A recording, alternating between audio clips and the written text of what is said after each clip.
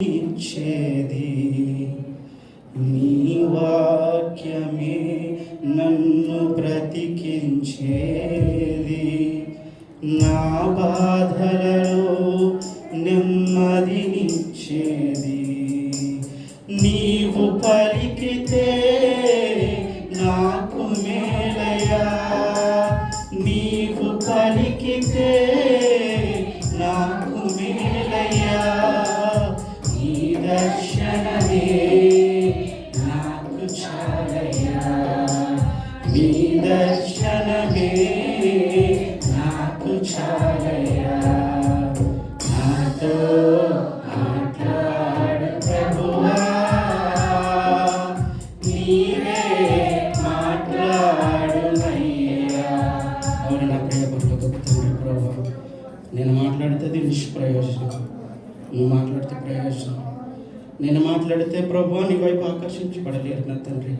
నువ్వు మాట్లాడాలి, నీ బిడ్డలు హెచ్చరించాలి, నీ బిడ్డలు సరిచేయాలి, నీ బిడ్డలు నా తండ్రి విడిచుండేది నా తండ్రి. వాళ్ళు ఒక పశ్చాత్తాపహృదయం కలిగి చేయండి నాన్న. అయ్యా ఇంతవరకు నా తండ్రి ఎవరైతే ఆకర్లతో వచ్చి ఉంటారో, ఇబ్బందులతో వచ్చి ఉంటున్నారో, ఎవరి యొక్క ప్రభు బాధలతో వచ్చి ఉంటున్నారో తండ్రి, నీ పాద సన్నిధిలో ప్రభు వారు మోకరించి అడుగుచుండగా వారికి కావాల్సిన ప్రతి అవసరం తీర్చుకొని ఇది నన్ను నిలబడిన తండ్రి బోధించడానికి కానీ వాక్యం చెప్పడానికి ఏమాత్రం అర్హత లేనివాడను ప్రభు. అపవిత్రమైన హృదయం కలిగిన వాడు, అపవిత్రమైనటువంటి పెదవులు కలిగిన వాడను నా తండ్రి. నీ ఆత్మతో నన్ను తాకండి నాన్న, నన్ను మరుగుపరచండి. నీ వేరే బిడ్డలతో మాట్లాడి సరి చేయమని ఇచ్చినటువంటి మనసు ఏమని బట్టి కొన్ని తాస్తుతులు చెల్లించు. యేసు పరిశుద్ధ నామను స్తుతించి ప్రార్థించి వేడుకుంటున్నాం పరమ తండ్రి. యేసుక్రీస్తు ప్రభుల వారు తన పరిచయంలో భాగంగా అక్కడ ఉన్నటువంటి బిడ్డలతో మాట్లాడుతూ ఆయన ఒక పట్టణాన్ని గురించి మాట్లాడుతుంటున్నాడు. నినివే వారు యోనా ప్రకటన విని మారు మనసు పొందారు. అయితే వారు ఈ తరము వారితో నిలబడి నేరస్థాపన చేయుదురు. నేరస్థాపన ఎక్కడ జరుగుతుందండి? నేరస్థాపన ఎక్కడ జరుగుతుంది? జడ్జిమెంట్ ఎక్కడ జరుగుతుంది? కోర్టులో మనకి జరుగుతుంది. బాధించబడిన వ్యక్తి ఇక్కడ ఉంటాడు.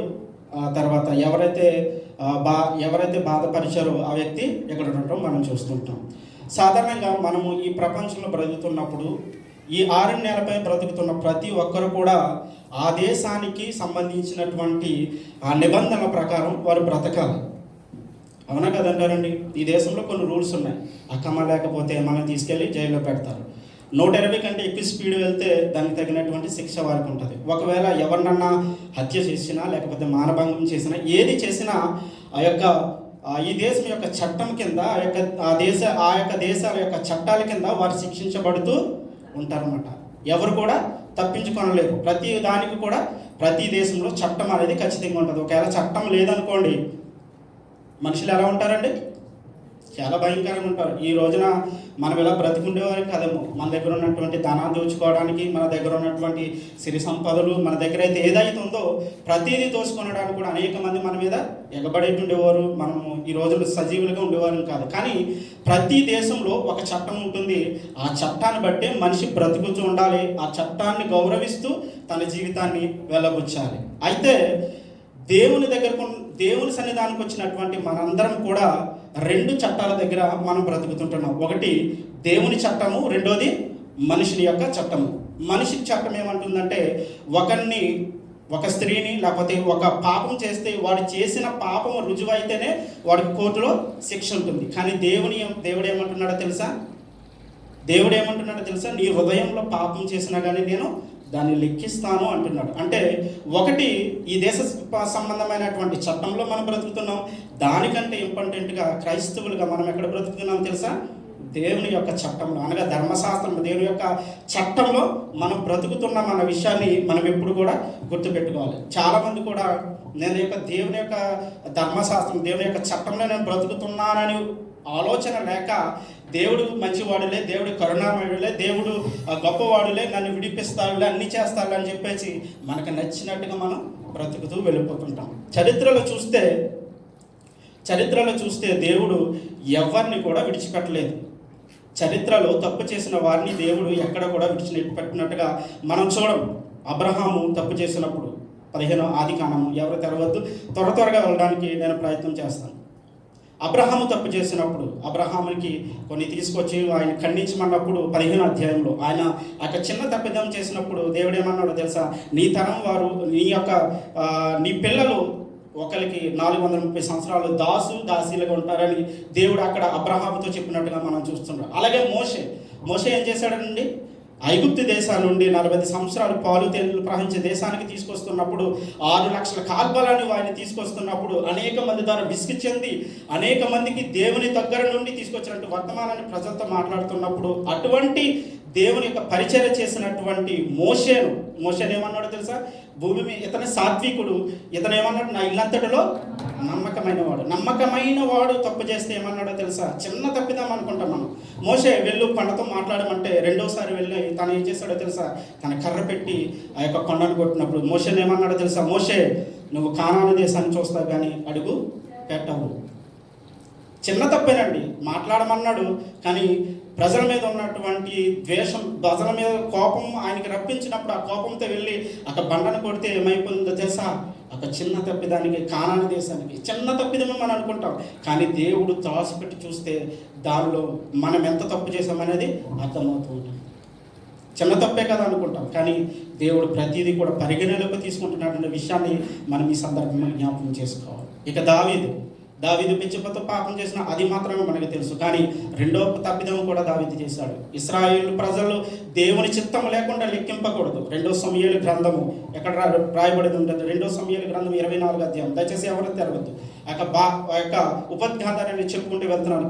కావాల్సిన వారు రెఫరెన్స్ రాసుకోండి, ఇంటికి వెళ్ళిన తర్వాత దాని యొక్క చదువుకోవాలని మీకు హెచ్చరిక చేస్తుంటాను. 2 సమూయేలు గ్రంథం 24వ అధ్యాయం అంటాడు, ఇశ్రాయేలు ప్రజలు నువ్వు లెక్కించొద్దు అన్నప్పుడు దావీదు ఏం చేశాడో తెలుసా, ఇశ్రాయేలు ప్రజలు లెక్కించడం మొదలుపెట్టాడు. అయితే దేవుడు దావీదు దగ్గరికి ఒక ప్రవక్తను పంపించి అంటాడు, నీకు 3 శిక్షలు నీ చేతిలో పెడుతున్నాడు. ఏంటో తెలుసా, 3 సంవత్సరాలు నీ యొక్క దేశం మీద కరువు రప్పించమంటావా, లేకపోతే 3 నెలలు శత్రువులు ఎదుట నువ్వు నిలబడకుండా పారిపోయేటట్టు చేయమంటావా, లేకపోతే 3 రోజులు తెగులు నీ దేశం మీదకి రప్పించమంటావా అని అడిగినప్పుడు దావీదు అంటాడు, నీ చేతిలో నేను పడేదిగా కన్నప్పుడు దేవుడు ఏం చేస్తాడో తెలుసా, ఆ ఒక్క రోజునే 70,000 మందిని హతము చేసినట్టుగా మనం చరిత్రలో చూస్తాం. ఇలా చరిత్రలో చూస్తే ప్రతి ఒక్కరిని కూడా దేవుడు విడిచిపెట్టలేదు, ఎవరిని కూడా విడిచిపెట్టలేదు. ఇశ్రాయేల్ని విడిచిపెట్టాడంటే ఐగుప్తు దేశం నుండి మొదలుకొని కానాను దేశానికి వస్తున్నప్పుడు, కానాను దేశానికి వచ్చిన తర్వాత వారు చేసిన పరిస్థితులు బట్టి హివ్వీయులకు, పెరిజీయులకు, యోబసీయులకు, అమోనీయులకు, ఇలా ఒక్కరు కాదండి, యోబీసీయులకు ప్రతి ఒక్కరికి దేవుడు వారిని అప్పగొచ్చి చెదగొట్టించేశాడు దేవుడు. ఎవరిని? ఇశ్రాయేల్ ఎవరండి?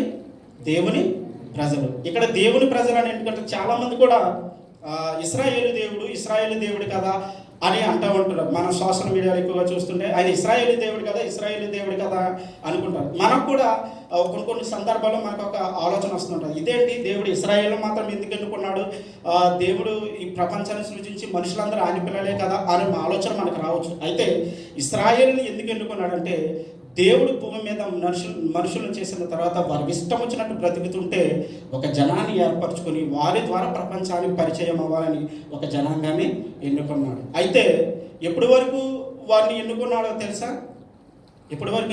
తెలుసా, యేసుక్రీస్తు రాకడ వరకు మాత్రమే వారికి ఎన్నుకున్నారు. ఆ తర్వాత యూదుడని కానీ గ్రీకు దేశస్థుడని కానీ భేదమేమి లేదు, అందరినీ వారి ధర్మశాస్త్రం చెర నుండి తీసుకొచ్చాడు.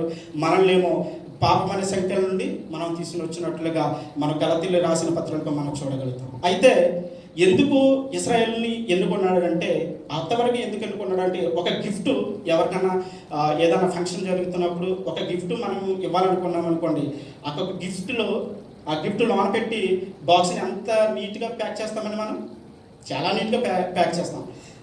ఆ బాక్స్ యొక్క విలువ ఎప్పటి వరకేనండి, ఆ యొక్క గిఫ్ట్ బయటకు వచ్చేంత వరకే. ఆ గిఫ్ట్ మనం బయటికి తీసుకున్న తర్వాత ఆ యొక్క ప్యాకెట్ని మనం ఉంచుకుంటామండి.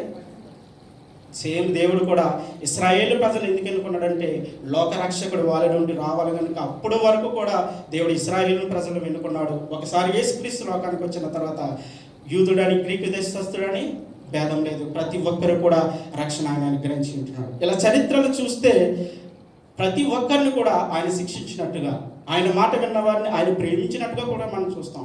ఉదాహరణ, వేగుల వారు వెళ్ళినప్పుడు రాహాబ్ అని వేశ్య తన ఇంట చేర్చుకున్నప్పుడు తన ఇంటి వారందరికీ కూడా రక్షణ అనుగ్రహించింది. ఒక వేశ్య అయినప్పటికీ దేవుని యొక్క పనిలో తను కూడా సహకరించింది కనుక దేవుడు తనను చూశాడు కనుక ఇలాగా తన ఇంటి వారందరికీ కూడా రక్షణ తెచ్చినట్లుగా, తన ఇంటి వారందరికీ కూడా దేవుడు రక్షణ ఇచ్చినట్లుగా మనం చూస్తాం. అంటే చరిత్రలో చూస్తే దేవుడు తప్పు చేసిన వారిని శిక్షించాడు, విడిచిపెట్టలేదు. మంచి చేసిన వారిని కూడా మెచ్చుకొని తన హక్కును చేర్చుకున్నట్లుగా మనం చూస్తుంటాం. అయితే ఇటువంటి పరిస్థితుల్లో ఆదికాండం మొదలుకొని మలాకీ గ్రంథం వరకు ప్రతి ఒక్కరిని కూడా దేవుడు మాట వినని ప్రతి ఒక్కరిని కూడా శిక్షిస్తూ వస్తున్నప్పుడు 400 సంవత్సరాలు గ్యాప్ వచ్చింది. తర్వాత యేసుక్రీస్తు ప్రభువారు ఈ లోకానికి వచ్చిన తర్వాత 786లో రాయబడినటువంటి, అంటే క్రీస్తు పూర్వము 786లో ఉన్నటువంటి యోన అనగా నినివే పట్టణస్థుల గురించి అక్కడ ఉన్నటువంటి యూదులందరితో మాట్లాడుతున్న మాట ఏంటో తెలుసా? మళ్ళీ చదువుదాం ఆ యొక్క మాట. నినివే వారు యోన ప్రకటన విని మారు మనసు పొందిరు కనుక విమర్శ సమయమున నినివే వారు ఈ తరం వారితో నిలబడి నేరస్థాపన చేయుదురు. అక్కడ ఉన్నటువంటి ప్రజలు ఎటువంటి వారో తెలుసా? యేసుక్రీస్తు ప్రభు వారు వస్తాడని అనేక మంది ప్రవక్తల ద్వారా హెచ్చరించినప్పటికీ మారు మనసు పొందండి, సమయం లేదు, దేవుడు త్వరగా రాబోతున్నాడని యోహాను నేలలో బాప్తిసం ఇస్తున్నప్పటికీ కూడా విననల్లని ప్రజల వారే వారు ఉంటున్నారండి. భయంకరమైనటువంటి స్థితిలో ఉంటున్నారు. భయంకరమైనటువంటి స్థితిలో ఉన్న వారికి ఈ నినివే పట్టణస్థులను జ్ఞాపకం చేస్తుంటున్నాడు యేసుక్రీస్తు ప్రభు వారు. నినివే పట్టణస్థులు వారిని జ్ఞాపకం చేస్తూ, నినివే పట్టణస్థులు ఏం చేస్తారో తెలుసా? ఈ పక్కన నిలబడి నినివే పట్టణస్థులు ఏ విధంగా అయితే రక్షించబడ్డారో ఆ రోజున నేరస్థాపన రోజున మేము ఈ విధంగా మార్చబడ్డాము, మేము ఈ విధంగా చేయబడ్డాము, వారి యొక్క దేవుని యొక్క వాక్యం మీ దగ్గరికి వచ్చినప్పుడు కూడా, యోనా వచ్చి మమ్మల్ని హెచ్చరించినప్పుడు, యోనా వచ్చి మమ్మల్ని ఆ యొక్క వాక్యంలోకి నడిపించినప్పుడు మేము మారాము.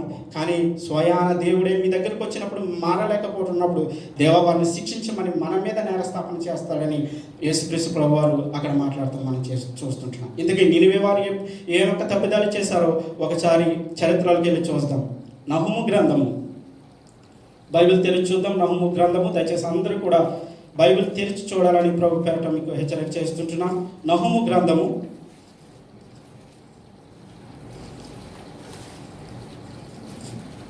769వ పేజీ. నినివే పట్టణానికి యోనా వెళ్ళక ముందు నినివే పట్టణస్థుల యొక్క పరిస్థితి ఏ విధంగా ఉందో నహుము గ్రంథకర్త ఇక్కడ వివరిస్తాం మనం చూస్తుంటున్నాం. మొదటి వచనం. నినివేను కూర్చున్న దేవోక్తి ఎలుష్కో వాడుగు నహుమునకు కలిగిన దర్శనమును వివరించు గ్రంథము. నినివేను కూర్చున్నటువంటి దేవోక్తి. నహుము గ్రంథకర్త నినివేలో ఉన్నటువంటి పట్టణస్థుల గురించి, వారు చేసినటువంటి తప్పిదముల గురించి, వారు ఏ యొక్క భయంకరమైనటువంటి పరిస్థితులు వాళ్ళు కొట్టుమిట్లాడుతున్నారో, ఏ భయంకరమైనటువంటి పరిస్థితుల గుండా వాళ్ళు వెళుతున్నారో ఆ యొక్క గ్రంథకర్త యొక్క వివరించడం మనం చూస్తూ ఉంటున్నాం. దయచేసి చూద్దాం 9వ వచనం. వారు ఎలా ఉన్నారండి? మొట్టమొదటి వారు చేసినటువంటి తప్పిదం, యెహోవాను గూర్చి మీ దురాలోచన ఏమి? వారు ఎలాగున్నారంటే అండి, నినివే పట్టణస్థులు అందరూ కూడా ఎలాగున్నారండి? యెహోవాను గూర్చినటువంటి దురాలోచన కలిగిన వారు ఉంటున్నారు. ఎలాగున్నారండి? వాళ్ళంతా దురాలోచన కలిగిన వారిగా ఉంటున్నారు. దురాలోచన కలిగినటువంటి ప్రజల మధ్యకి ఎవరు వెళ్ళారండి? యోనా వెళ్ళాడు. దురాలోచన, యెహోవాను గురించి దురాలోచన చేస్తున్నారంటే వీళ్ళు ఎలాంటి భయంకరమైనటువంటి మనుషులు చూసారా? యెహోవాను గురించి దురాలోచన ఎలా ఉంటుందండి? కీర్తనల గ్రంథము 37వ అధ్యాయం 12వ వచనం. త్వరగా చదవాలని కోరుతున్నాం. కీర్తనల గ్రంథము 37వ అధ్యాయం 12వ వచనం. భక్తిహీనులు నీతిమంతుల మీద దురాలోచన చేయుదురు, వారిని చూచి పండ్లు కొరుకును. చాలండి. వీళ్ళు ఏం చేస్తున్నారండి? యెహోవా మీద దురాలోచన చేస్తూ ఒక వంతు అయితే మనుషుల మీద కూడా వాళ్ళు దురాలోచన చేస్తున్నారు. దేవుని మీద దురాలోచన ఏంటండి? దేవుని మీద దురాలోచన చేయడం అంటే ఏంటో తెలుసా?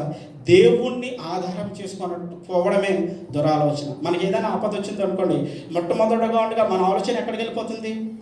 మనుషుల మీదకి వెళ్ళిపోతుంటుంది. మనకి ఈ విధంగా ఈ పరిస్థితులు మనం ఉన్నాం. మనకి ఎవరైతే సహాయం చేస్తారని మన ఆలోచన ఎక్కడికి వెళ్ళిపోతుందండి? మనుషుల మీదకి వెళ్ళిపోతుంది. దురాలోచన కలిగిన వారిగా, కేవలం దేవుని మీద మాత్రమే దురాలోచన కాదు, మనుషుల మీద కూడా మనం దురాలోచన కలిగిన వారు ఉంటాం. సంఘంలోకి వస్తున్నటువంటి మనం ఎన్ని దురాలోచన కలిగి ఉంటామో తెలుసా?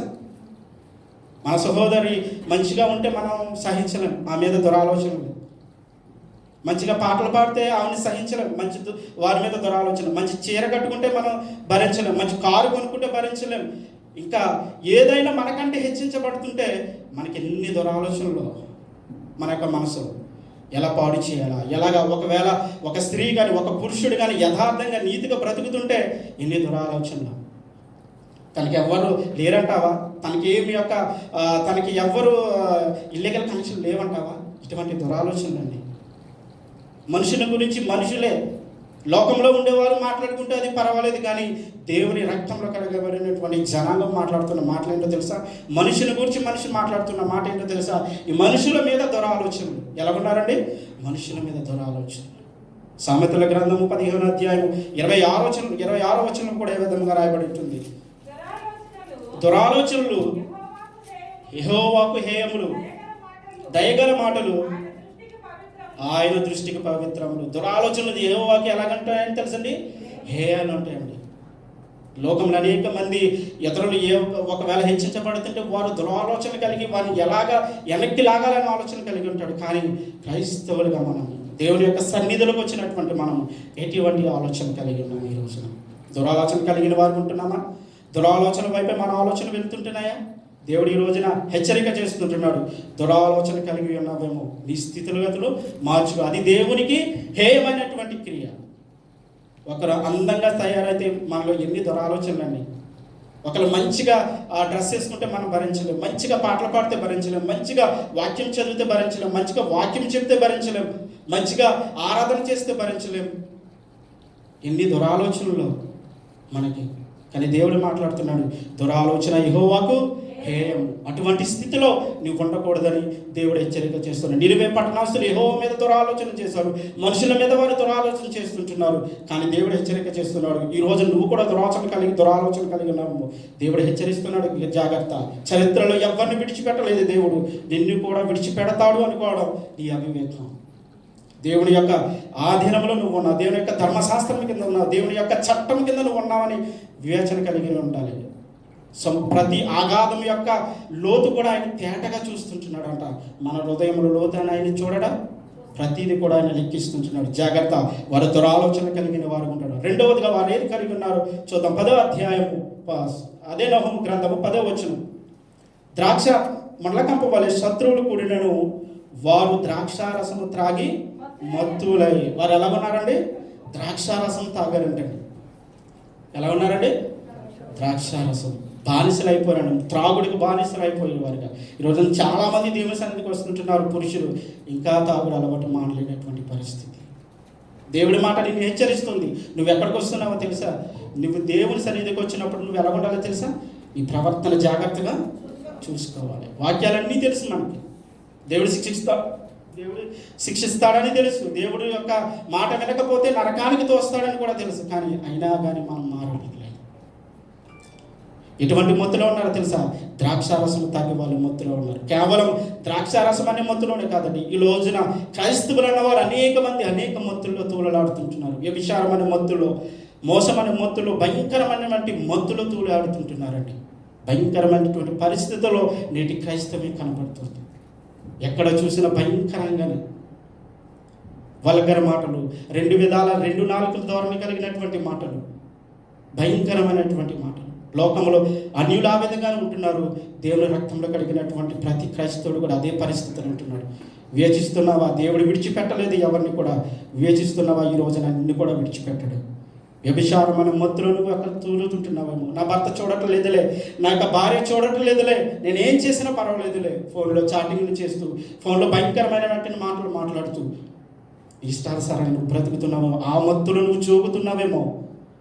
దేవుడు విడిచిపెట్టాడు. దేవుడి యొక్క చట్టం కింద నువ్వు ఉన్నావనే విషయాన్ని మర్చిపోకూడదు. ప్రతి ఆదివారం, ప్రతి శుక్రవారం నువ్వు వచ్చేది కేవలం ఆశీర్వాదాల కొరకు కాదు. దేవుడు నిన్ను హెచ్చరిక చేస్తుంటున్నాడు. దేవుని యొక్క చట్టం కింద నువ్వు ఉన్నావు. చరిత్రలో ఎవరిని విడిచిపెట్టలేదు. నీ ప్రవర్తన బాగోకపోతే నిన్ను కూడా విడిచిపెట్టడన్న సంగతిని ఈ రోజున దేవుడు హెచ్చరిస్తుంటున్నాడు. ఎలాగుంది నీ పరిస్థితి? ఇష్టం వచ్చినట్టు, నీ యొక్క దేహం ఇష్టం వచ్చినట్టు, నీ ఆలోచన ఇష్టం వచ్చినట్టు నువ్వు బ్రతుకుతుంటున్నావా? దేవుడు ప్రతీది కూడా లెక్కిస్తున్నాడు అన్న సంగతిని మర్చిపోకూడదు. ఇర్మీయా గ్రంథము 5వ అధ్యాయం 8వ వచనం ఒకసారి చూద్దాం. ఇర్మీయా గ్రంథము 5వ అధ్యాయము 8వ వచనం. బాగుగా బలిసిన గుర్రము వలె ప్రతి వాడును ఇటు అటు తిరుగుచు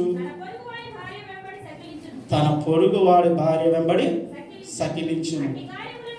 అట్టి కారణమును బట్టి నేను దండింపకుండా. చాలండి. దేవుడు ఏమంటున్నాడో తెలుసా? పొరుగు వాడి భార్యను చూసి సకిలింతున్నాడు అంటండి. ప్రతి పురుషుడు కూడా, పురుషుడు అలాగే ఉన్నాడు, స్త్రీ కూడా అలాగే ఉంది. ప్రతి పురుషుని చూసి స్త్రీ సకిలింతే, స్త్రీని చూసి పురుషుడు సకిలింతున్నాడంట. అటువంటి వారు నేను విడిచిపెడతానా? దేవుడు అంటున్నాడు, నేను విడిచిపెడతానా? విడిచిపెట్టాను. ఎందుకు విడిచిపెట్టాలి? సామెతల గ్రంథం అంటాడు, నీ కుండల ఊపికి నీళ్లు మాత్రమే నువ్వు త్రాగాలి. నీ కుండ అంటే ఏంటో తెలుసా? నీకు ఇచ్చినటువంటి భార్య, నీకు ఇచ్చినటువంటి భర్త. యవన కాలంలో నువ్వు తప్పిపోకూడదని దేవుడు నీకేం చేశాడో తెలుసా? ఒక ఎముకని తీసుకొచ్చి నీకు హక్కును చేర్చాడు. నువ్వేం చేయాలి? ఆ ఎముకను అంటు పెట్టుకునే ఉండాలి. వేరే ఎముకల కోసం నువ్వు సకిలించకూడదు. సకిలిస్తే ఏమంటున్నాడో తెలుసా? నేను దండింపకుండునా అంటున్నాడు. యోనా నినివే పట్టణస్థులు కూడా అదే పరిస్థితిలో ఉన్నారు. మత్తులో తూగుతూనే ఉన్నారు, మత్తులో తిరుగులాడుతూనే ఉన్నారు. దేవుడు వారిని ఏమంటున్నాడు తెలుసా? యోనా ప్రకటన వారికి హెచ్చరికగా వెళ్ళింది. ఈ రోజున క్రైస్తవులు అనేటువంటి మనము ఎటువంటి మత్తులో ఉన్నాం? వ్యభిచారం అనే మత్తులో మనం ఉంటున్నామా? అదే ఇర్మీయా గ్రంథము 13వ అధ్యాయం 27వ వచనం కూడా ఆయన ఒక మాట మాట్లాడుతుంటున్నాడు. అదే ఇర్మీయా గ్రంథము. కూషు దేశస్థుడు, ఇర్మీయా గ్రంథము 13:27, నీ వ్యభిచారమును, నీ సకిలింపును, నీ జార కార్యములను, నీ కామాతురతను నేను ఎరుగుదు. ఏమంటాడండి? నీ వ్యభిచారము నాకు తెలుసు, నీ జారత్వం తెలుసు, నీ సకిలింపు నాకు తెలుసు, నేను ఎరుగుతున్నాను. ప్రతిదీ కూడా ఆయన ఏం చేస్తున్నాడు తెలుసా? అలా కౌంట్ చేస్తున్నాడు. ఆయన కేవలం ఆశీర్వాదాల కొరకు మాత్రమే దేవుని సన్నిధికి వచ్చి వెళ్ళిపోతే వాక్యాన్ని నేర్చుకోకుండా, వాక్యాన్ని మన దేహాల్లో ఉంచుకోకుండా, వాక్యానికి లోబడకుండా, వాక్యానికి భయపడకుండా, వాక్యానికి చోటు ఇవ్వనకుండా, కేవలము శుక్రవారం మాత్రమే, ఈ 2 గంటలు మాత్రమే ఎంతో పవిత్రాలని నిన్ను నువ్వు డప్పు కొట్టుకుంటే సరిపోదు. దేవుడు ప్రతిదీ కూడా కౌంట్ చేస్తున్నాడు అనే విషయాన్ని మర్చిపోకూడదు. వ్యభిచారము, చారత్వము ఇవన్నీ కూడా దేవునికి అసహ్యమైనటువంటి క్రియలు. ఎటువంటి పరిస్థితుల్లో ఉంటున్నావు? ఎలా ఉంటుంది నీ మొబైల్ చాటింగ్? ఎలా ఉంటుంది నీ మొబైల్? ఎలా ఉంటుంది ఇతరులతో నువ్వు మాట్లాడే సంభాషణ? ప్రతిదీ కూడా ఆయన కౌంట్ చేస్తుంటున్నాడు. ఆయన ఆశీర్వాదాలు ఇచ్చే దేవుడు మాత్రమే కాదు, తప్పు చేస్తే ఎవరిని కూడా విడిచిపెట్టే దేవుడు కాదు. ఏమంటున్నాడు? సామెతల గ్రంథము 5వ అధ్యాయం 15వ వచనం చూద్దాం. సామెతల గ్రంథము 5వ అధ్యాయము 15. నీ సొంత కుండలోని నీళ్లు పానం చేయు. చాలండి. నీ సొంత కొండలో నీళ్ళు పానం చేయు. నువ్వు తప్పిపోతావేమని నీకు భార్యని ఇచ్చాడు. నువ్వు యవన దశలో నువ్వు ఒకవేళ ఇతరు మోసపోయి దేవుని ఒక మార్గం నుండి తప్పిపోతే ఏం చేశాడో తెలుసా? నరుడు ఒంటరిగా ఉండటం మంచిది కాదని దేవుడు సాటి అయిన సహాయాన్ని మనకిచ్చాడు. సాటి అయిన సహాయాన్ని మనకి ఇచ్చినప్పుడు ఆమెను ఏ విధంగా మోసం చేయాలనిపిస్తుంది? ఇటు నీ భార్యను మోసం చేస్తూ, నా భార్య చూడట్లేదు అనుకుంటున్నావేమో, కానీ దేవుడు ప్రతిదీ కూడా చూస్తూ ఉంటున్నాడు. వాళ్ళు ఏ మత్తులో ఉన్నారండి? ద్రాక్షారసం మత్తులో ఉన్నారు.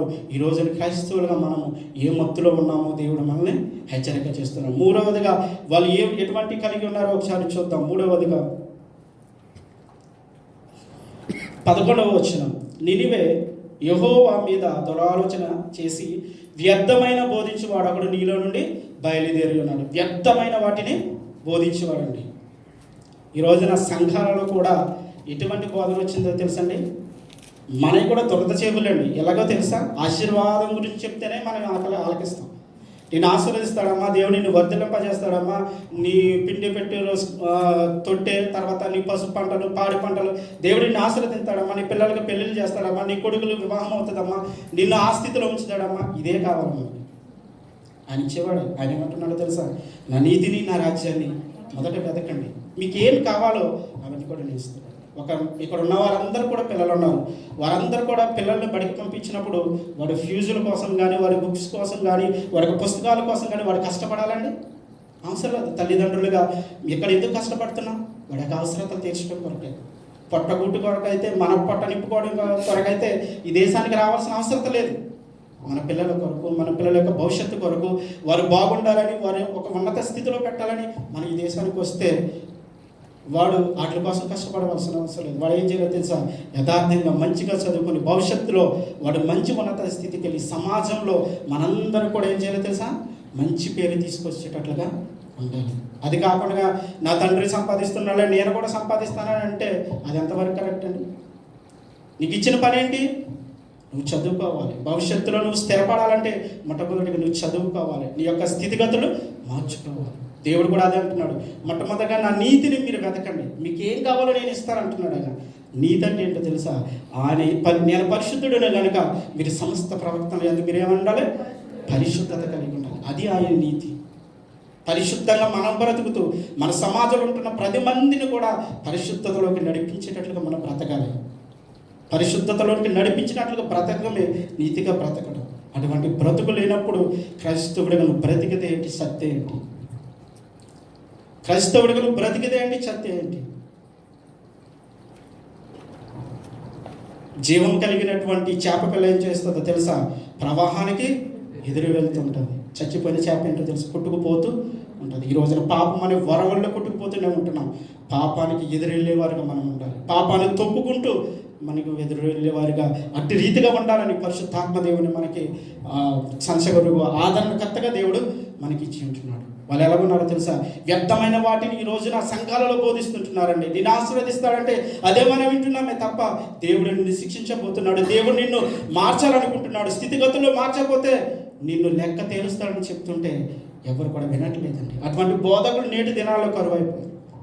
నేను కువైట్కి వచ్చినట్టు కొత్త రోజుల్లో శుభవార్త ఛానల్ పెడితే అందులో ఒక దైవ సేవకుడు ఎప్పుడు చూసినా ఆశీర్వాదం గురించి, ఆశీర్వాదం గురించి, ఆశీర్వాదం గురించి, మరొక మాట లేదు. ఈ రోజున సంఘాల్లో కూడా ఆశీర్వాదం గురించే, ఇచ్చుట గురించే. దేవునికి ఇవ్వాలి, దేవునికి ఇవ్వాలి, దేవునికి ఇవ్వాలి.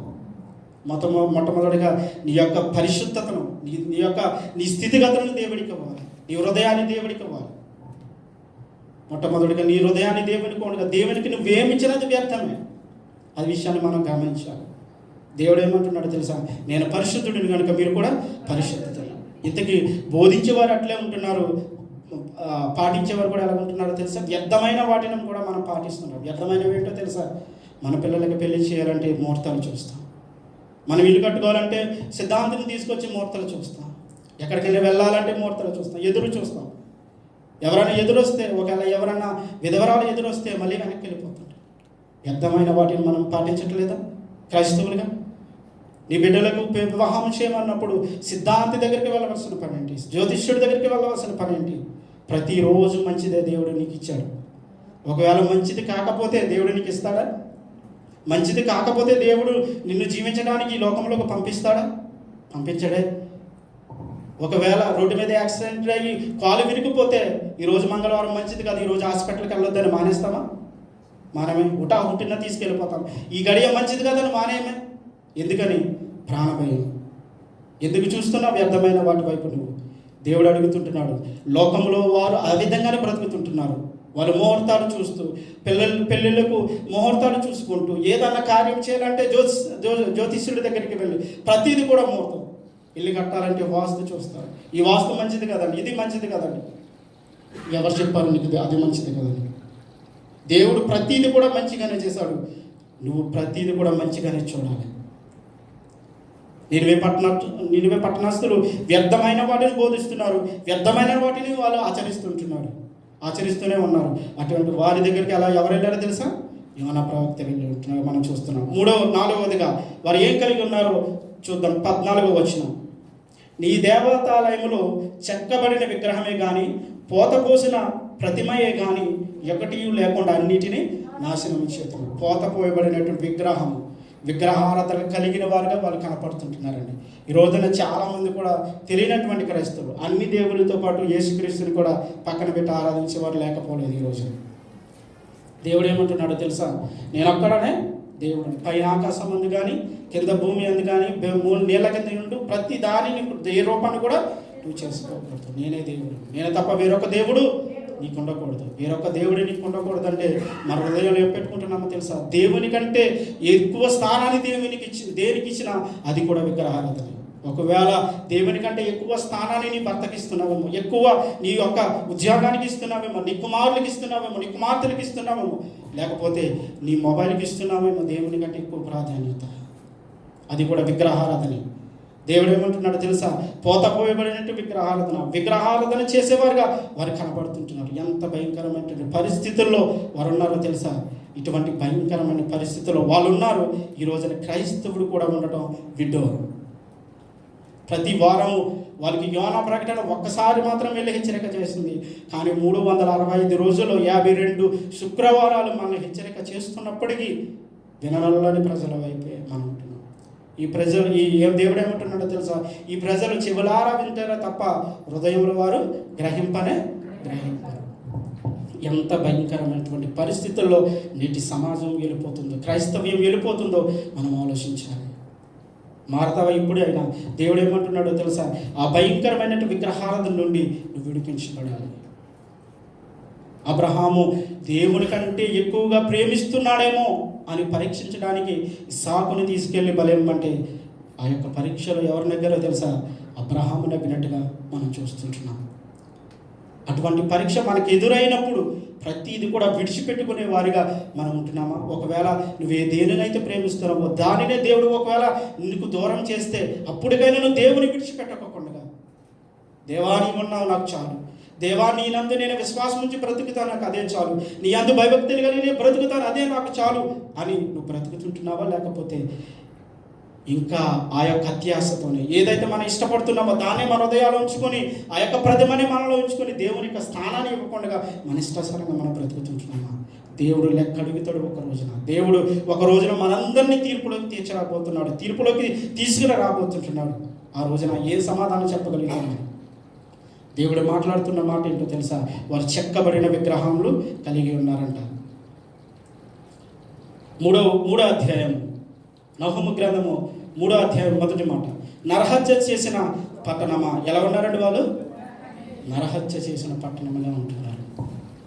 నరుణ్ణి హత్య చేసిన వారుగా వారు కనబడుతున్నారు. ఈ రోజున క్రైస్తవులుగా మనము ఫిజికల్గా వెళ్ళి వారిని నరహత్య చేయము, కానీ మనం ఎటువంటి నరహత్య చేస్తున్నామో సామెతల గ్రంథము 12వ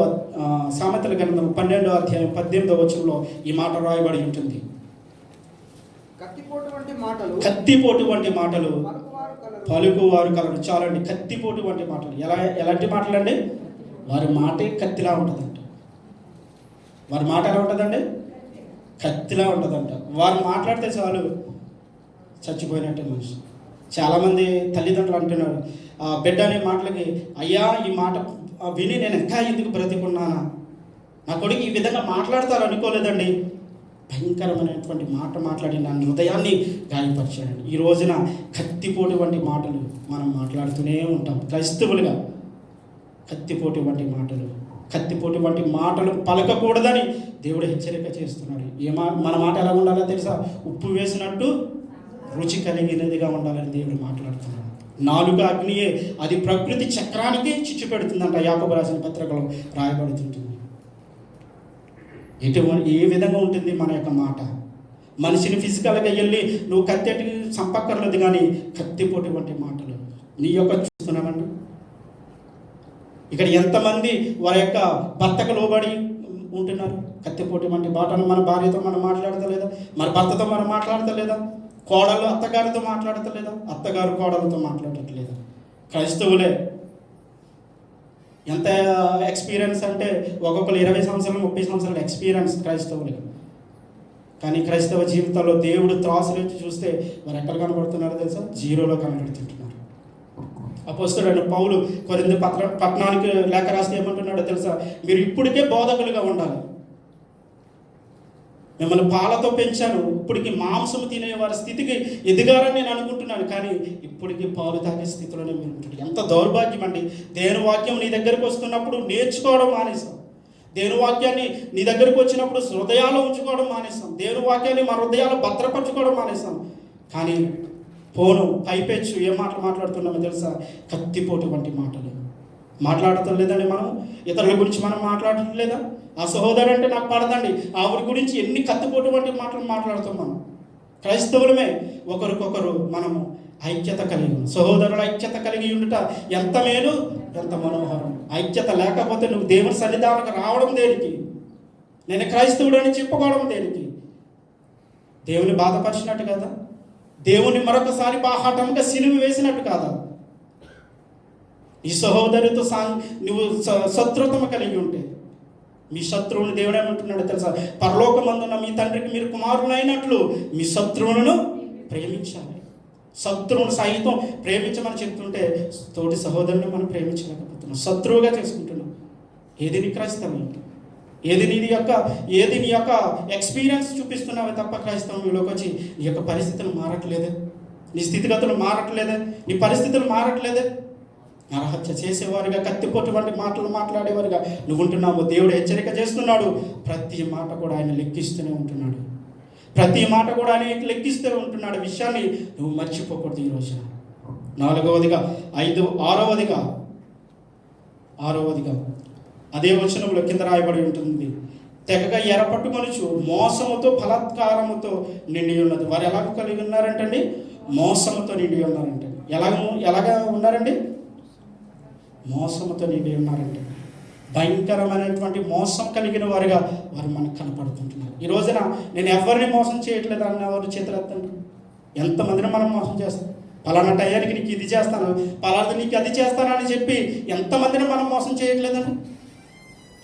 అనేక మందిని మనం మోసపుచ్చేవారిగానే మనకు కనపడుతుంది. అపోస్తుల కార్యాలు 5వ అధ్యాయంలో అక్కడ ఇద్దరు మనకు కనపడుతున్నాడు. అననీయ సఫీరాలు ఇద్దరు కనపడుతున్నారు.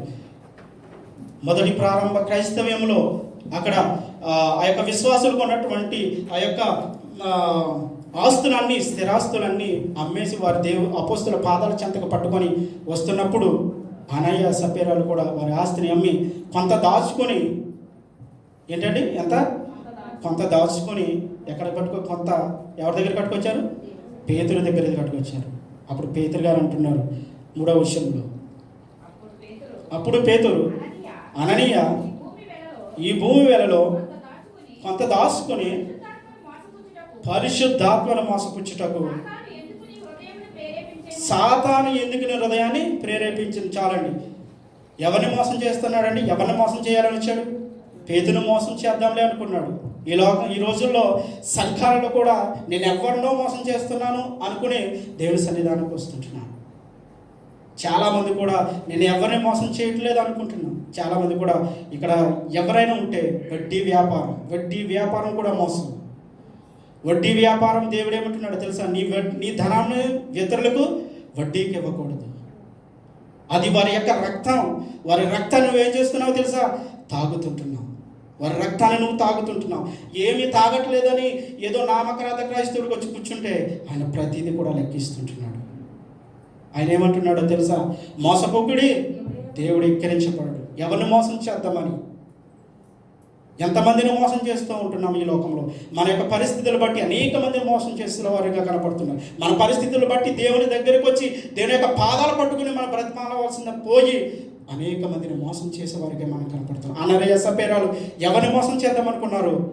పేతురు మోసం చేద్దామనుకున్నారు. కానీ దేవుడు అక్కడ రాయబడింది, పరిశుద్ధాత్మను వెతుకు మోసం చేస్తున్నావు. ఈ రోజున పరిశుద్ధాత్మ దేవుడు ఇక్కడ ఉన్నాడని తెలుసు కూడా నీవు ధనాన్ని ఇతరులకు వడ్డీకి ఎందుకు ఇస్తున్నావని దేవుడు నిన్ను అడుగుతున్నాడు ఈ రోజున.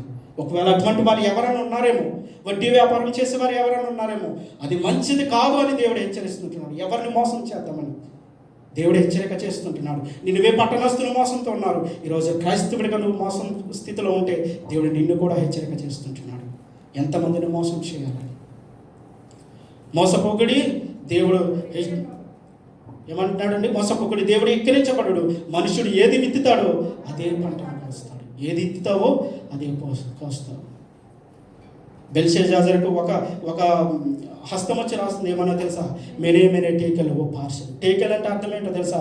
దేవుని త్రాసులో నీ లెక్క చూస్తాడు దేవుడు, నీ రాజ్యాన్ని నీ నుండి తీసివేయబోతుంటున్నాడు. దేవుడు త్రాసులేసి లెక్క చూస్తే మనం తూగేవారిగా ఉండాలి, కానీ తేలిపోయేవారిగా ఉండకూడదు.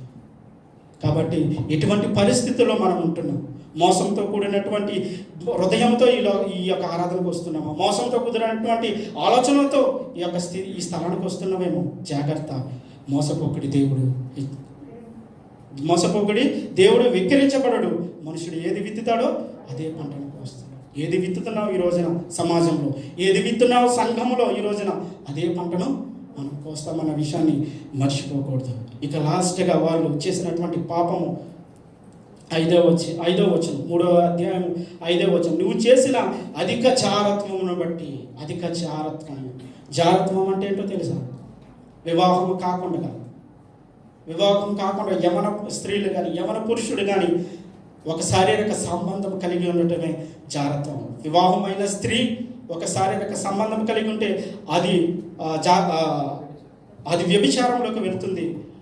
పెళ్లి కాకుండా వివాహం చేసుకోకుండా ఏ పురుషుడైతే, ఏ యొక్క యవనస్తుడైతే, ఏ స్త్రీ అయితే శారీరక సంబంధం కలుగుతుందో వారి జాగ్రత్తం కలిగిన వారు. కాబట్టి ప్రియ సహోదరులారా, అనేక మంది యవనస్తులు పెళ్లి కావాల్సిన వారు, పెళ్లి వరకు ఎదురు చూస్తున్నవారు, మీరు చాలా జాగ్రత్తగా ఉండాలి. వివాహం అన్ని విషయంలో ఘనమైనది, పాన్పు నిష్కలంకమైనదిగా ఉండాలంట. పానుపుని చెరిపిపోయేవారుగా మనం ఉండకూడదని దేవుని మాట హెచ్చరిక చేస్తుంది. అనేక మంది జారత్వానికి లోనై ఈ రోజున మన పిల్లలు ఎక్కడ చూసినా భయంకరమైనటువంటి మొబైల్ చాటింగ్లో, భయంకరమైన అశ్లీలతకు, పోర్నోగ్రఫీకి అడిక్ట్ అయ్యి ఎంత భయంకరంగా వారి యొక్క స్థితిగతులు నాశనం చేసుకుంటున్నారో తెలుసా? అదే స్థితిలో నినివే పట్టణస్తులు ఉన్నారు. అదే స్థితిలో నువ్వు కూడా ఉన్నావేమో. దేవుడు నిన్ను హెచ్చరిక చేస్తున్నాడు. ఇదే సంఘంలో, ఇదే కువైట్ దేశంలో నేను చూశానండి. ఇదే కువైట్ దేశంలో తండ్రే కుమారుడు ఉండగా పర యొక్క స్త్రీని తీసుకొచ్చి కుమారుడు ఎదురుగా ఉండగా వ్యభిచారం చేస్తుంటే కుమారుడు ఆగుతాడండి. ఇదే కోవైట్లో స్త్రీ తల్లి వేరొకరితో ఉంటే కుమారుడు అక్కడే ఉంటున్నాడు. వేరొక పురుషునితో తల్లి ఉంటే కుమార్తె ఆగుతుందండి, కుమారుడు ఆగుతాడా? కువైట్ దేశంలో అదే భయంకరమైన పరిస్థితులు అనేక మంది ఉండటం నేను చూశాను. కానీ దేవుడి మాట హెచ్చరిక చేస్తుంది, భయంకరమైనటువంటి స్థితిలో ఉన్నావేమో, దేవుడు నిన్ను మార్చుకోమని చెప్తున్నాడు. ఇటువంటి వారికి దేవుడు ఏం చేస్తున్నాడో తెలుసా? చివరిగా ఆయన మాట్లాడుతున్నమాట, ఇటువంటి వారికి ఆయన ఏం చేస్తున్నాడో తెలుసా? చివరిగా 1వ అధ్యాయం 15వ వచనం, 14వ వచనం, క్షమించండి. నీవు పనికి మానవాడు, చివరి వచనం, నీవు పనికి మానని వాడు కనుక నేను నీకు సమాధి సిద్ధపరుచుచున్నాను. నినివే పట్టణస్థులకి ఏమంటున్నాడో తెలుసా? సమాధి. మన లాంగ్వేజ్లో చెప్పమంటారా? మన లాంగ్వేజ్లో పాడి కడుతున్నాడు దేవుడు. ఏమంటున్నాడు తెలుసా?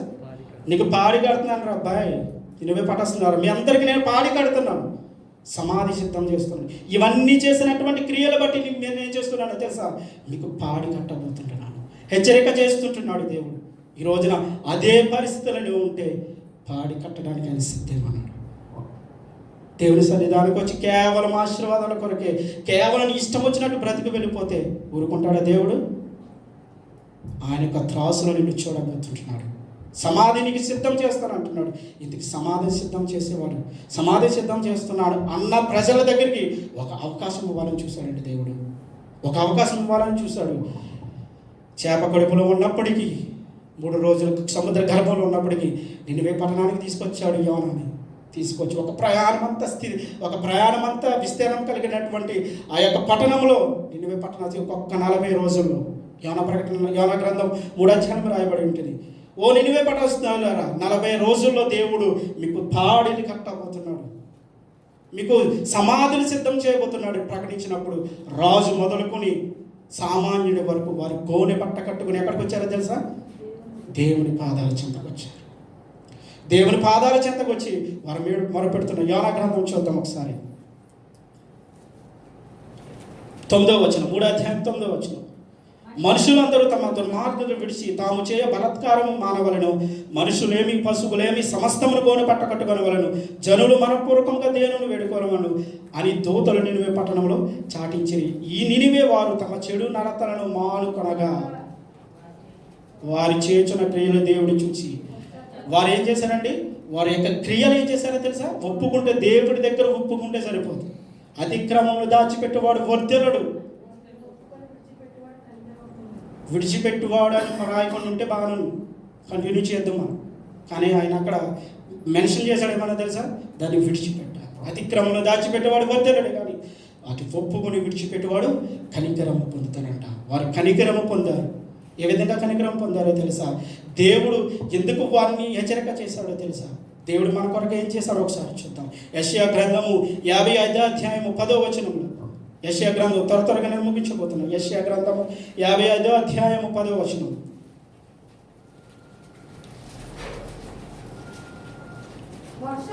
వర్షమును హిమమును ఆకాశం నుండి వచ్చి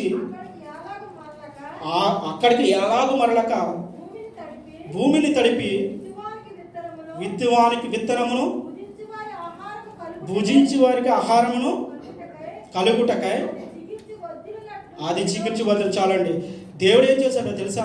మనిషిని చేసిన తర్వాత, ఈ సమస్తాన్ని చేసిన తర్వాత దేవుడు ఏం చేశాడో తెలుసా? చివరిగా ఎవరిని చేశాడు? మనిషిని చేశాడు. మనిషిని కొరకు భూమిని చేశాడు. తర్వాత సూర్యచంద్ర నక్షత్రం చేశాడు. ఆకాశంతో చెప్పాడు, నువ్వు వర్షాన్ని ఇవ్వాలి నా పిల్లలకి. భూమితో చెప్పాడు, నువ్వు పంటని ఇవ్వాలి నా పిల్లలకి. వారు తిని భుజించాలి, వారు నా పిల్లలు, వారు వృద్ధి పొందాలి అని దేవుడు మన కొరకు సమస్తాన్ని చేశాడండి. ఈ భూముల నుండే ఒక ఆరెంజ్కి ఉన్నటువంటి టేస్ట్ మరొక దానికి ఉండదండి. కమల ఫలానికి ఉండదు. దానికి ఉన్నటువంటి టేస్ట్ మరొక యాపిల్కి ఉండదు. ఒక్కొక్క దానికి ఒక్కొక్క ఫలాన్ని ఒక్కొక్క విధంగా మనకు నోటికి రుచికరంగా అన్నిటిని కూడా చేసి పెడితే మనిషి ఏం చేస్తున్నాడో తెలుసా? ఇవన్నీ కూడా ఎలాగిచ్చాడండి దేవుడు? మనకు ఉచితంగా ఇచ్చాడండి. ఆకాశాన్ని, భూమిని, గాలి, నీరు, వెలుతురు, పంచభూతాలన్నిటి కూడా నీ కొరకు ఉచితంగా ఇస్తే దేవుడు మనిషి ఏం చేస్తున్నాడో తెలుసా? వాడు ఇష్టం వచ్చినట్టు బతుకుతున్నాడు. అందుకే దేవుడు ఏమంటున్నాడో తెలుసా? ఆయన యొక్క వేదన చెప్తున్నాడు తెలుసా? ఆకాశం ఆలకించుము, భూమి చెవి. నేను పిల్లలు కానీ పెద్దవారిని చేశాను, వారు ఏం చేస్తున్నారు? నా మీద తిరగబడుతున్నారు. నేను ఇచ్చిన వాటిని తింటున్నారు, నేను ఇచ్చిన వాటిని పూజిస్తుంటున్నారు, నేను చేసిన ప్రతి దాంట్లో వారు సుఖాన్ని అనుభవిస్తుంటున్నారు. కానీ వారు ఏం చేస్తున్నారో తెలుసా? నా మీద తిరగబడుతున్నారు. ఏ విధంగా తిరగబడుతున్నారు? ఇప్పుడు చూసామే ఆ 7 యొక్క పాయింట్లు. ఆ విధంగా మనం దేవుని మీద తిరగబడుతుంటున్నాం. దేవుడు ఏమంటున్నాడు తెలుసా? ఆ విధంగా తిరగబడుతుంటే దేవుడు ఏం చేస్తాడో తెలుసా? ఈ విధంగా తిరగబడుతున్నప్పటికీ దేవుడు మన కోసం ఏం చేస్తాడో తెలుసా? తన ఏకైక కుమారుని ఈ లోకానికి పంపించుంటాడు. 2 కొరింథీ రాసిన పత్రిక 5వ అధ్యాయం 21వ వచనంలో ఒక మంచి మాట రాయబడి ఉందండి. ఏ పాపం ఎరగని ఆయనను మన కోసము పాపముగా చేశాడంటే. ఏ పాపం ఎరగడేంటండి ఆయన ఏ పాపం చేయలేదండి. పరిశుద్ధుడు, నిష్కాలంకుడు.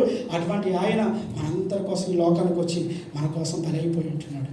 అటువంటి నీతిమంతుని మనం బలిచ్చి ఉంటున్నామే. కాబట్టి ఏ విధంగా మనం బ్రతుకుతుంటున్నాం?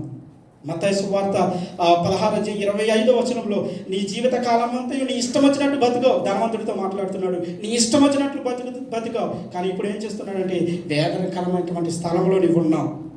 26 వచ్చినప్పుడు ఒక లోకమంతా సంపాదించుకుని తన ప్రాణాన్ని పోగొట్టుకుంటే వాడికి ఏం ప్రయోజనం? ఈ లోకంలో ఎన్నో సంపాదించుకొని ఈ యొక్క దేశంలోకి వచ్చి సంపాదన కోసమని, ఆస్తుల కోసమని, అనేక ఉద్యోగాల కోసమని నీ యొక్క ఇష్టం వచ్చినట్టు బ్రతుకుతూ ఉంటే దేవుడు ఊరుకుంటాడండి?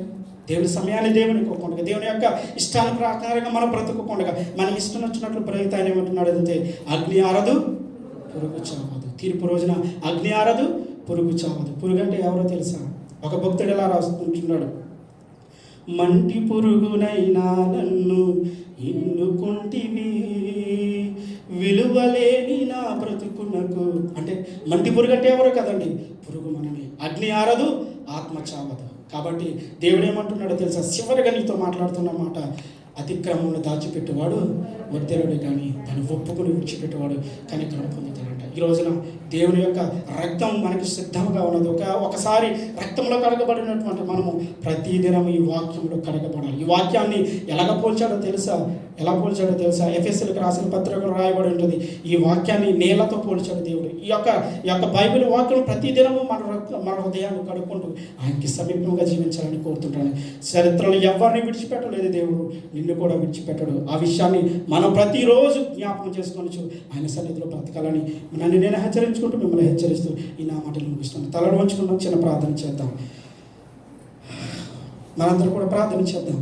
అయ్యా, ఇంతవరకు అయ్యా నేను పట్టణస్తులు నా తండ్రి ప్రభు, మరి భయంకరమైన పాపంలో ఉన్నప్పుడు నీ దైవ సేవకుడు వెళ్ళి హెచ్చరించినప్పుడు నా తండ్రి వారు మారి ఉంటున్నారయ్యా. వారి స్థితిగతులు మార్చుకున్నారు, వారి పరిస్థితులు మార్చుకున్నారు, వారి యొక్క స్థితిగతులు మార్చుకున్నప్పుడు నా తండ్రి సంవత్సరానికి 52 వారాన్ని సన్నిధానికి వస్తుంటున్నారయ్యా.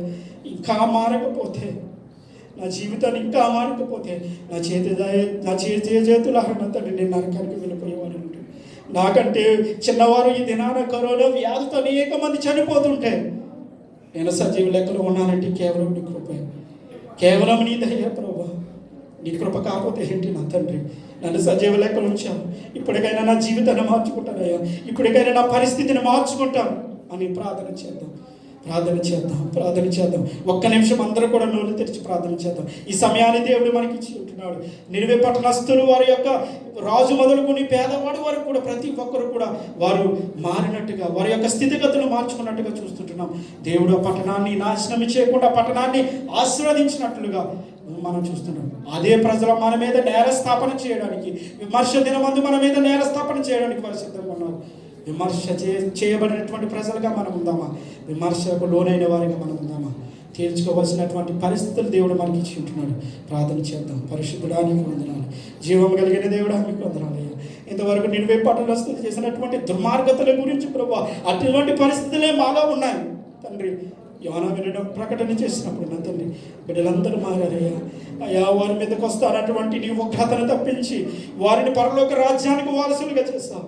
ఈ రోజున నా తండ్రి నీ సన్నిధానికి వచ్చినటువంటి నేను అదే పరిస్థితుల గుండా వెళ్తున్నప్పటికీ బలహీనుడను ప్రభు, మట్టి వాడను ప్రభు, మాటికి పడిపోతున్న వాడును నా తండ్రి. అయా నీ పాదములు చెంతకు వస్తుంటున్నాను. నన్ను జ్ఞాపకం చేసుకోండి నా తండ్రి. నా పరిస్థితులు మార్చండి ప్రభు. అయా నీ సన్నిధికి వస్తుంటున్నాను. ప్రార్థన చేద్దాం. పరిశుద్ధడానికి వందనాలు తండ్రి. ఇంతవరకు నన్ను నిలబెట్టుకుని అయోగ్యుడు ప్రభు. నేను పట్టణస్థులు చేసినటువంటి ప్రతి హెచ్చరికని బిడ్డలతో మాట్లాడు. అటువంటి పరిస్థితుల్లో ఎవరైనా ఉన్నారేమో అయితే వారిని కూడా నీ వాక్యం ద్వారా సంధించిన తండ్రి. అయా, ఒకనాడు రక్షకుడిగా వచ్చావు, ఇప్పుడు శిక్షకుడిగా రాబోతున్నావు అనే విషయాన్ని మేమందరం గుర్తెరిగిన తండ్రి. నీ రాకడ కొరకు సిద్ధపడేవారు మనకు మీరు సహాయం చేయండి. ఎన్నో వాక్యాన్ని మన హృదయాలు భద్రపరచుకున్నాం. ఘనత మహిమ ప్రభావం ఇవ్వండి. యేసు పరిశుద్ధ నామమున స్తుతించి ప్రార్థించి సమర్పించి వేడుకొంచున్నాం పరమ తండ్రి.